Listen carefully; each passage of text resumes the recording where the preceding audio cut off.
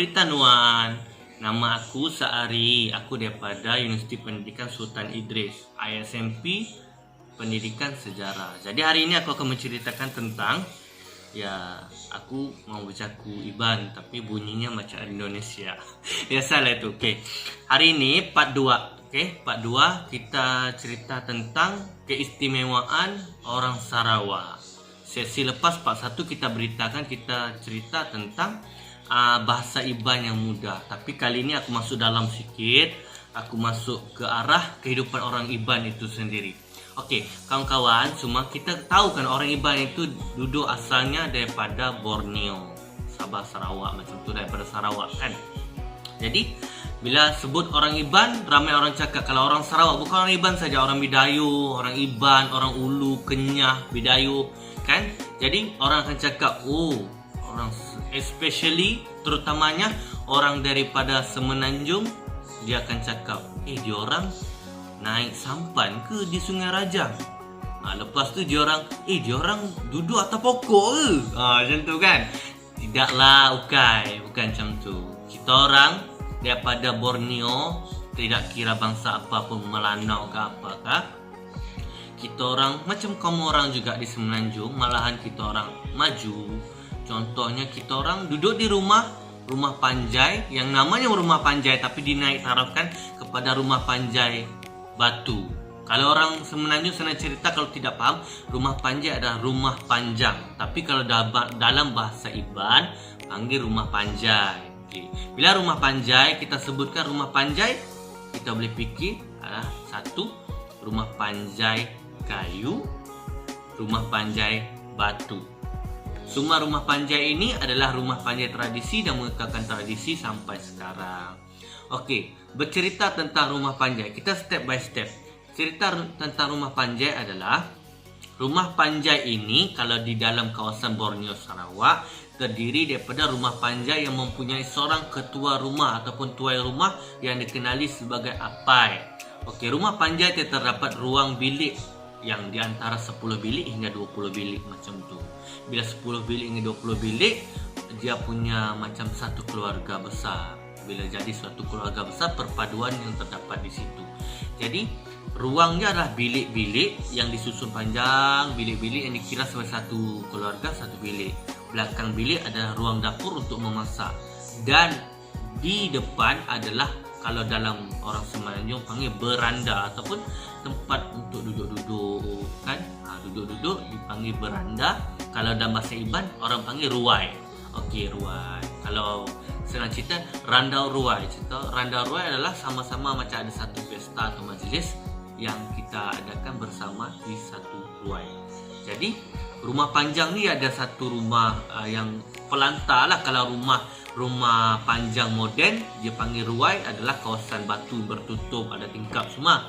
Tapi kalau di Ulu Sarawak yang masih sampai sekarang, yang mungkin orang Ulu ke orang Bidayuh Kenyah, masih ada lagi rumah panjang yang dia punya ruai pelantar, yang pelantar kayu yang dibuat daripada tebelian. Kayu tebelian. Kalau orang Semenanjung panggil kayu belian. Keistimewaan rumah panjang. Kenapa rumah panjai ini dia panjang dan macam orang kata dia satu kesatuan lah. Zaman dahulu ada amalan dikenali sebagai amalan ngayau. Amalan ngayau adalah amalan iaitu memenggal kepala orang. Dia bukan berkata sebagai cannibal, bukan cannibal, amalan membunuh tanpa sebab, bukan. Dia bersebab. Dahulu kena Dayak. Kaum Dayak itu terdiri daripada Iban, Kenyah, Kelabit, semua itu panggil Dayak. Kategori dia punya bangsa Dayak. Jadi mereka ini saling ada pahlawan. Bila ada pahlawan mereka ingin menunjukkan kekuatan, mereka ingin merebut sesuatu kawasan.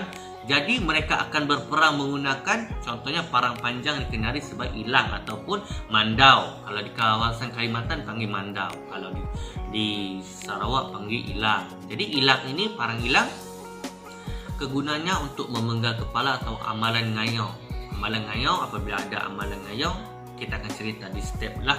Itu kehidupan, kita akan step part yang lain. Kita cerita tentang orang Sarawak saja yang kebanyakan orang kata duduk di atas pokok kah? Bukan duduk di atas pokok. Kami ada juga contohnya rumah panjang. itu moden, rumah panjang batu. Dan kalau Nuan mau tahu di Song atau Kapit macam itulah, ada satu rumah panjang yang rumah panjang dikelar rumah panjang moden dan orang kaya. Sebab apa? Rumah panjang diorang adalah 2 tingkat. 2 tingkat, dia punya ruai adalah seperti banglo, banglo panjang bersambung-sambung. Dan kebanyakan kalau kita kata orang Semenanjung kaya, memang kaya, saya tidak nafikan. Dan orang Sarawak belum tentu tidak kaya. Kami ada tanah yang banyak. Kami ada, kata orang, pakaian harian kami adalah 4-wheel. Kita orang pakai kereta 4-wheel. Itu menerangkan tentang, kita bukan belagak, tapi kita menerangkan tentang perkara yang sebenar-benarnya. Itu kehidupan kami. Kami tidak duduk atas pokok. Bukan duduk atas pokok terbelian buat para-para, bukan. Kita orang ada rumah, kita orang ada kesatuan, ada budaya kita orang sendiri. Okey, bab lain adalah kalau macam tu daripada segi bandar. Kami ada bandar Kuching, Sibu, wilayah Petrajaya dan macam-macam lagi. Jadi wilayah kami contohnya Bandar Sibu lah. Bandar Sibu besar dia, kalau nak cakap Nuan tahu kan, Nuan tu awak maksudnya, awak semua tahu kan, maksudnya kalau wilayah Sarawak ni satu daerah saja besar macam mana, macam tu kan. Tapi di wilayah kami besar pun macam tu lah besar bandar kami. Kalau nak kata Johor Bahru itu memang maju, di Sibu pun maju, macam tu besar bandar kami, memang besar kan. Kami naik kereta, kami tidak naik sampan di Sungai Raja kan, kami tidak naik sampan di Sungai Raja. Jadi itulah part yang kedua saya akan menceritakan tentang. Dan sebelum kita habis, saya akan menyanyikan satu lagu yang baru hot lah. Tapi tak apa, nanti kita teruskan lagi berkaitan dengan yang part yang lain-lain. Sekian, terima kasih. Tegepang mewah dada, maya tua berpeda, nemunya amat ia